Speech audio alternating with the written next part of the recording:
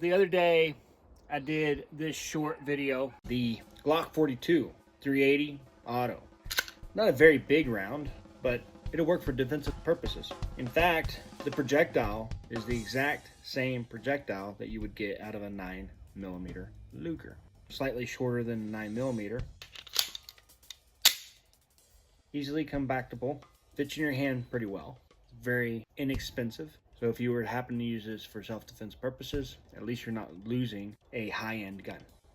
And in that video, I said that the 380 and the 9mm had the exact same projectile. It's not exactly the same, but they are the same diameter. The projectile itself is a little bit longer in the 9mm, 9x19, than it is in the 380, okay? So, and thus, it's a little bit heavier than, let's say, 380. Okay, so I got hammered on that from the community, and probably rightfully so, but the general point of the short was to say, hey, look, doesn't matter which cartridge you use, the bad guy's not going to know the difference, okay? They're all equally good cartridges for self-defense, as long as you know how to use the firearm. Today, what I'm going to do is I'm going to compare 3 different firearms, 3 different brands, and 3 different cartridges. So here we go. The Glock 42. As I stated in my short video, this is a good carry gun, okay? It's 380. A lot of people don't like to use a 380 because they don't think it has enough knockdown power. And to those people, I would say just get better accuracy. Just understand your firearm a little bit more. This 380, going at whatever speed it's going, hitting the body of an attacker, is 100% going to be better than not having anything at all. So also, this is very skinny compared to the other ones, which we'll do the comparison later. This is a double action only firearm. A lot of people think it's single action, but it's actually a double action firearm. Super cheap, but the sights are something to be desired, whereas these are plastic sights. You can get aftermarket sights, and I think you can get one that you can put a red dot on, but this is so skinny the actual red dot frame will stick past the slide itself. But overall, this is a good gun, and we'll talk about the magazine here. So this magazine with the extender can hold 8 rounds. As you can see, you can hold 8 rounds. Again, you need to be accurate regardless of the firearm, but that's especially true if you're only going to carry 1 magazine. Yes, it's a good carry gun, but you're losing velocity and capability out of the round, and you're also losing capacity out of the magazine. So there is a drawback from being super concealable to something that you're going to have more rounds and more knockdown power out of. Again, the bad guy's not going to know whether you shot him with a 9mm, a 30 super carry, or a 380, okay? So they're not going to know. Also, if you go to the range regularly and train, hopefully you don't need 8 rounds. Hopefully you only need maybe 1 or 2 rounds, but I digress. Next up is we're going to talk about the 30 super carry. Okay, so this is Smith & Wesson Shield Plus in 30 super carry. I really like this gun. It's lightweight. It's not as big. It's not too much bigger than the Glock 42, but it does come optics ready. And when you put an optic on here, as long as the optic is low enough, you can actually use the rear and the front sight if the optic was to go down. This one does not have anything special for it. It has a trigger safety just like the Glock 42 and just like the Canik that we're going to talk about. And it's really a good gun. So the 30 super carry is a skinnier round. It's a very skinny round, okay, versus a 9mm, which we'll get into comparison in a minute. However, because it's skinny, you can fit more cartridges in a full-size magazine. For example, for this one, they claim to be able to fit 16 in here. So this is what 16 rounds looks like versus 8 rounds over here. Okay, so with the extender, you're definitely not going to come off the magazine with your pinky, but without the extender, your pinky might hang just a little bit.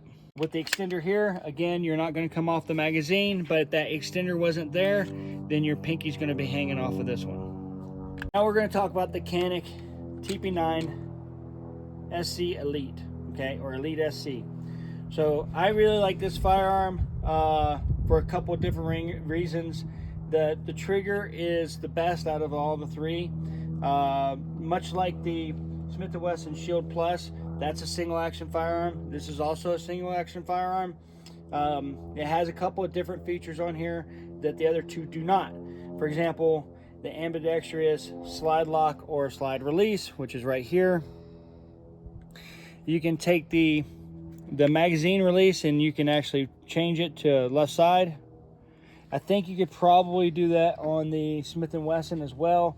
I'm not sure exactly on that. The round indicator, which is here, which is a really good round indicator, you can actually tell when a round is in there.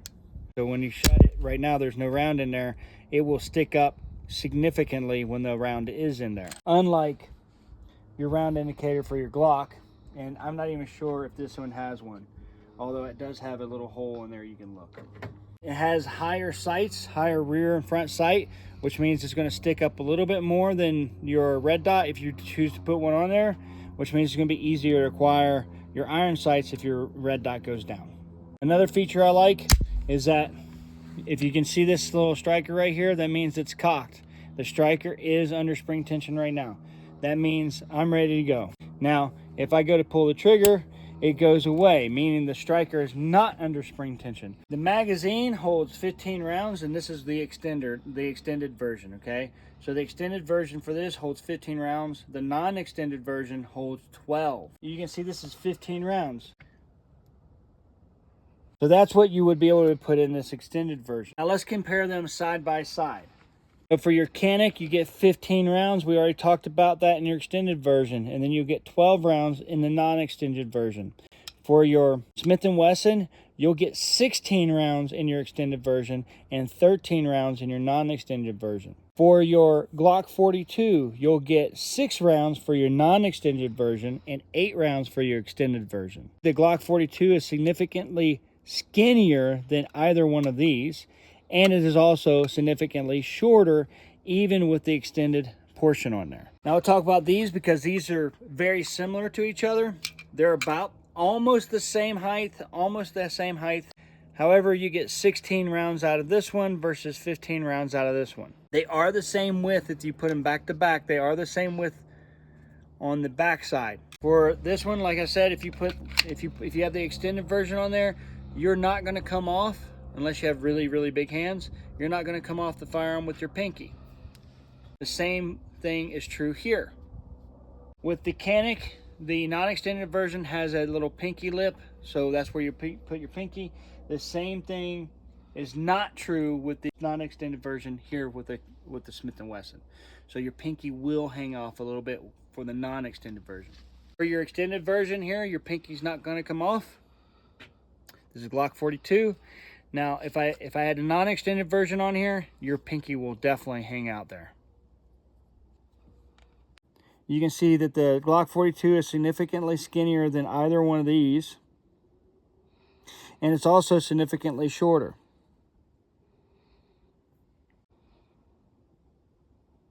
When we talk about the slide lock on this is great. The slide lock on this is great. The slide lock on this is not so great. Okay, this is the Smith & Wesson Shield and the Canik SC comparison side by side. You can see they're about the same height, but the Canik SC is longer. The slide is about the same width, but the Canik SC is significantly fatter in the frame. The Glock 42 is shorter, and they're about the same length. Now, if we compare the slides are generally almost the same, only the Glock 42 beats the Smith & Wesson Shield Plus. We're going to talk about takedown of the firearm itself. Very first thing you need to do, no matter what, is you need to make sure the firearm is clear. The next thing you're going to do with any of these is you're going to point in safe direction and pull the trigger. The next thing you're going to do is that on here on the Glock, here's your takedown lever here. But you have to pull both sides. So one here and one here. It's actually one piece, but it kind of teeter-totters. So you're going to pull back on the slide just a little bit and then pull down on both sides of the frame where the takedown pin is. And at that point, you can take it apart. For your Smith & Wesson, again, you're going to clear it. Make sure it's clear. You're going to pull back just a little bit so you can actually pull the lever down. Once it's down, you should be able to take it apart. The Canik works similarly to the Glock, where you're going to have to pull back a little bit on the frame and then pull these takedown levers and then pull it apart.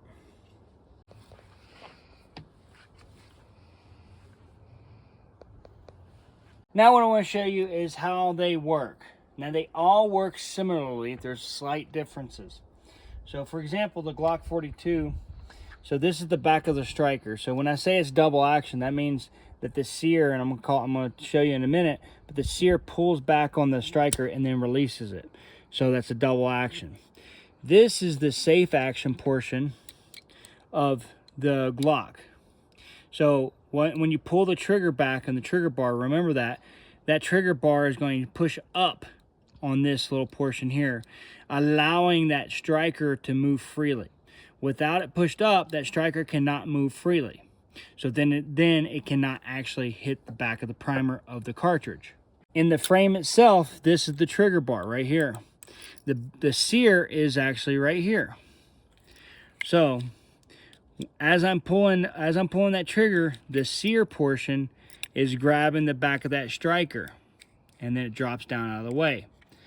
This portion right here, this raised portion, pushes up on that drop safe, which allows that striker to go back and forth.